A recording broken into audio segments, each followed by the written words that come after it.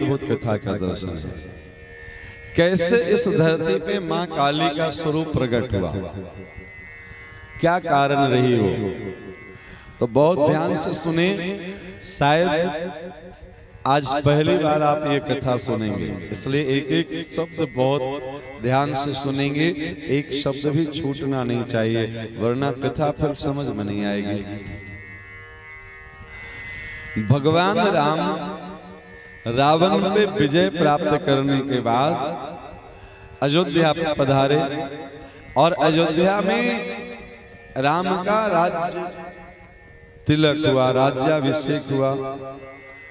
प्रथम तिलक वशिष्ठ मुनि कीना, प्रथम तिलक गुरुदेव भगवान वशिष्ठ जी किए। सभी लोग जय जयकार कर रहे थे रामभद्र की, कि रामभद्र ने कुछ ऋक्ष बंदरों की सेना तो निमित्त कारण था, पर ये राघव सरकार की कृपा ही है। उनके पराक्रम से लंका पे विजय प्राप्त हुई, रावण मारा गया। श्री जानकी अम्बा बगल में सिंहासन पे बैठी हैं। भगवान राम एक लीला कर रहे हैं।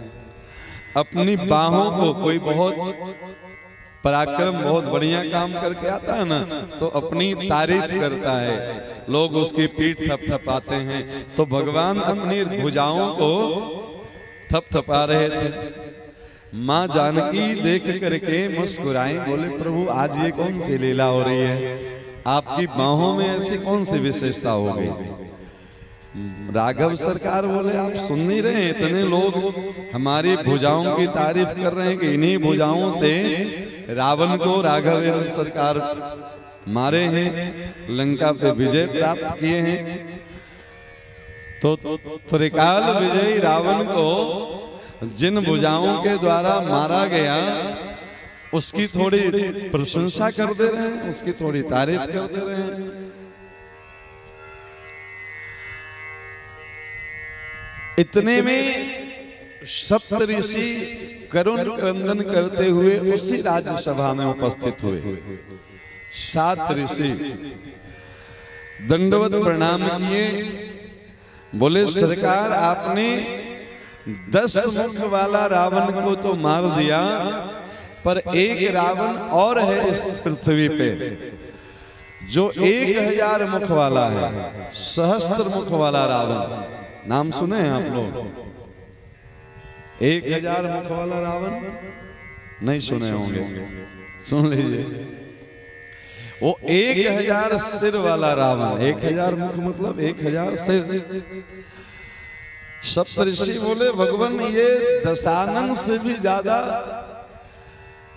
वो सहस्त्रानन इस धरती पे आतंक मचा रखा है, इसलिए आपकी वास्तविक कृपा तो हमें तब प्राप्त होगी, आपकी वास्तविक विजय तो तब मानी जाएगी जब आप सहस्त्र सिर वाले रावण का वध करें।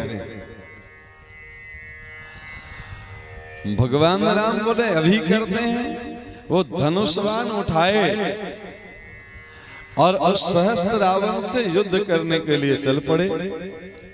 युद्ध भूमि में खूब जोरदार युद्ध हुई। इस सहस्त्र मुख वाले, सहस्त्र सिर वाले रावण की भी विशेषता थी, वो रक्त बीज जैसा वरदान उसके पास भी था। उसकी खून जहां जहां गिरती थी वहां वहां उसी के जैसा बलशाली रावण और उत्पन्न हो जाता था। तो भगवान राम अपनी धनुष बाण से उस 1000 सिर वाले रावण का कभी भुजा काटते, कभी सिर काटते, पर जहां जहां उसकी खून गिरती युद्ध भूमि में, वहां से उसी के जैसा पराक्रमी 1000 सिर वाला रावण और प्रकट हो जाता। दिन भर युद्ध किए पर हाथ कुछ नहीं लगा। एक सर काटते तो 1000 सर और प्रकट हो जाता। हैरान परेशान थके हारे से आदि की युद्ध विराम हुई और भगवान वापस आए। युद्ध का नियम होता था सूर्यास्त के बाद युद्ध विराम हो जाती थी, फिर कल सूर्योदय के बाद युद्ध प्रारंभ होगी। तो आज की सूर्यास्त के बाद युद्ध विराम ली, भगवान राम वापस आए। ये सूचना भगवती अम्बा परम्बा जानकी अम्बा अपनी सखियों के साथ बैठी थी और सखियां उनका श्रृंगार कर रही थी। कोई केस सवार रही थी, कोई जूड़ा बना रही थी। इस प्रकार से भगवती जानकी की सखियां सायंकालीन श्रृंगार कर रही थी जानकी अम्बा की। इतने में एक सखी आकर के युद्ध भूमि का समाचार सुनाई कि आज युद्ध भूमि में भगवान राम लगभग थक करके पसीने पसीने होकर के वापस आए हैं। आज वो 1000 सिर वाला रावण राम से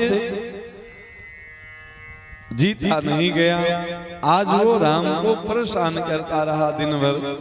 एक सिर काटते तो फिर 1000 सिर वाला रावण प्रकट हो जाता।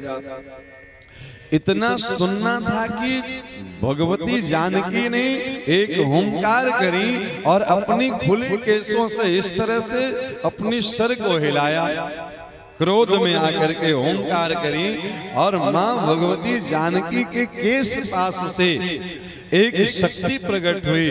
वही शक्ति मां भद्रकाली के रूप में प्रकट हुई। एक जोरदार तालियां तो होनी चाहिए माता रानी के लिए। ये पहला अवतार है मां भद्रकाली की। मां जानकी ने आदेश दिया कि आज का युद्ध तुम करोगे, आगे का युद्ध तुम करोगे और अब हमारे प्रभु श्री राम को उस रावण से युद्ध नहीं करना पड़े, उस रावण को तुम मारोगे। मां की आज्ञा पाकर के दूसरे दिन की युद्ध भूमि में मां भद्रकाली 1000 सिर वाले रावण से युद्ध करने गई और एकदम क्रोध में भर करके गुस्से में केश पास को हिला करके मां जानकी ने भद्रकाली को प्रकट किया।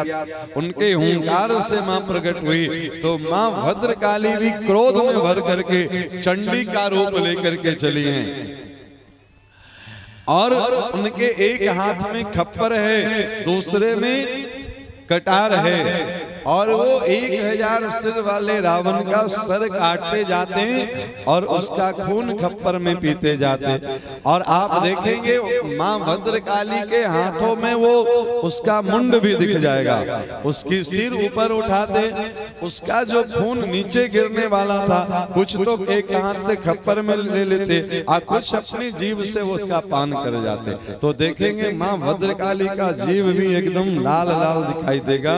वो रक्त पान कर रहे हैं उस 1000 सिर वाले रावण का। इतनी क्रोध में है मां, इतनी गुस्से में है कि जितने भी रावण प्रकट हुए थे उसके रक्त गिरने से एक एक करके सबका वध कर दिए और अंत में जो मूल 1000 सिर वाला रावण था उस रावण का भी अंत कर दिए। एक एक करके सारा रावण मारा गया। पर इसके बाद भी मां भद्रकाली का क्रोध शांत नहीं हो रहा था। देखिए गुस्सा आना तो बहुत आसान होता है पर गुस्सा को शांत करने में बहुत कठिन मेहनत लगती है।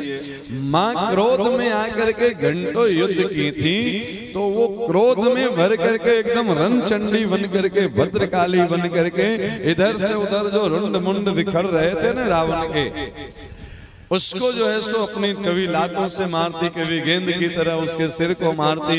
एकदम गुस्से में मानो प्रलय हो जाएगा, इस प्रकार का वातावरण बन गया था। सारे देवी देवता सप्तऋषि सोचने लगे कि भैया देखो रावण तो मारा गया पर ये मां भद्रकाली का क्रोध अगर शांत नहीं हुआ तो ये पृथ्वी पे प्रलय ला देंगे, क्योंकि दुश्मन तो मारा गया, अब ये किसे मारेंगे। पर क्रोध इनका शांति नहीं हो रहा है। तब सब ऋषियों ने, सभी देवताओं ने हाथ जोड़ करके हमारे देवादिदेव महादेव को याद किया। बोलिए देवादिदेव महादेव भगवान की। और जहां शरीर बल से काम न चले वहां बुद्धि बल की जरूरत पड़ती है। बाबा महादेव आए और मां भद्रकाली के चंडी स्वरूप को देख करके वो समझ गए कि ये समझाने से तो समझेंगे नहीं। तो बाबा बहुत भोले भाले हैं ना, नाम ही है भोला भाला। इतना सुंदर युक्ति निकाली, जिस रास्ते से मां भद्रकाली एकदम होंकार करती, क्रोध में भर करके रुंड मुंड को इधर उधर करती जा रही थी, बाबा जा करके उस रास्ते में लेट गए। आप देखेंगे बाबा लेटे हुए हैं, मां भद्रकाली एकदम हुंकार करती हुई पैरों से रुंड मुंड को मारती हुई जा रही थी। अचानक से उनका दाहिना पैर महादेव के हृदय पे पड़ी। जब हृदय पे पड़ी तो अचानक से लगा कि ये तो हम कोई जीवित शरीर पे पैर रख दिए हैं। हलचल हुई और तब मां भद्रकाली ने नीचे देखा, और नीचे देखा तो एकदम से महादेव वहां लेटे हुए हैं। हमसे ये कैसी गलती हो गई, इस गलती का एहसास होते ही मां भद्रकाली ने अपनी जीभ निकाल दी। आप देखेंगे ना ये क्या हो गया हमसे, एकदम आश्चर्य वाली मुद्रा अभी भी मां भद्रकाली की वही मिलेगी। ये कौन सा अपराध हो गया हमसे, बाबा के ऊपर चरण रख दिए। इस प्रकार से अपनी गलतियों का एहसास जब हुआ तो उन्होंने अपनी जीभ निकाल करके अपनी गलती का एहसास करवाया। दाहिना चरण मां भद्रकाली की देवाधिदेव महादेव के हृदय पे पड़े, और जिस स्थान पे ये घटना हुई है आज भी वो स्थान आप चले जाइए, कलकत्ता में दक्षिणेश्वर काली के नाम से प्रसिद्ध है। बोलिए दक्षिणेश्वर काली महारानी की। दक्षिणेश्वर इसलिए कि दाहिना चरण वहां पे माँ का सर्वप्रथम हमारे बाबा के हृदय पे पड़ा। इस प्रकार से मां भद्रकाली दक्षिणेश्वर काली की प्रगट की महिमा है। अब इसका थोड़ा भाव दर्शन कर लें कि मां के इस स्वरूप का भाव दर्शन क्या है। तो आपने ये स्वरूप का दर्शन तो किया होगा कि बाबा सोए हैं, उनके छाती पे मां पैर रख करके खड़ी है। इसका बहुत सुंदर भाव है।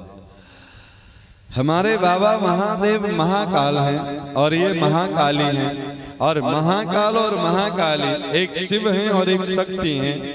हम पहले दिन से बता रहे हैं कि शिव और शक्ति दोनों मिलकर के ही इस सृष्टि का संचालन, उत्पत्ति, पालन और श्रृंगार का काम संचालन करते हैं। तो शिव है महाकाल। महाकाल का मतलब होता है ध्वंस के देवता, विनाश के देवता। लेकिन बाबा हमें इस रूप का दर्शन करा के ये बताना चाहते हैं कि देखो हम ध्वंस तो करते हैं, हम प्रलय भी लाते हैं, हम विनाश भी करते हैं, पर मेरा ध्वंस का उद्देश्य विनाश नहीं है, मेरा ध्वंस का उद्देश्य सृजन है। क्या मतलब हुआ? बोले हम ध्वंस करते हैं सृजन के लिए। भले हम महाकाल ध्वंस के देवता हैं, पर हमारे हृदय में शक्ति का वास है प्यारे। हम ध्वंस करते हैं पर हृदय में निर्माण को रख करके प्यारे। हृदय में भद्रकाली को स्थान दिए हुए हैं। बोले हम इसलिए ध्वंस कर रहे हैं कि आपको आगे निर्माण करना है। किसी से द्वेष की भाव से नहीं, किसी को नुकसान पहुंचाने के लिए नहीं। तो ध्वंस के देवता, विनाश के देवता महाकाल अपने हृदय से महाकाली को प्रकट करने का ये संकल्प लिए हैं कि हम ध्वंस को करें पर नए निर्माण के लिए किसी से किसी प्रकार का द्वेष न रखते हुए हम समाज में, परिवार में, देश में कुछ नया करने के लिए, पुरानी परंपराओं को छोड़ने के लिए जो तैयार होते हैं, ये है महाकाल से महाकाली की शरण तक की पहुंच। अभी तक हम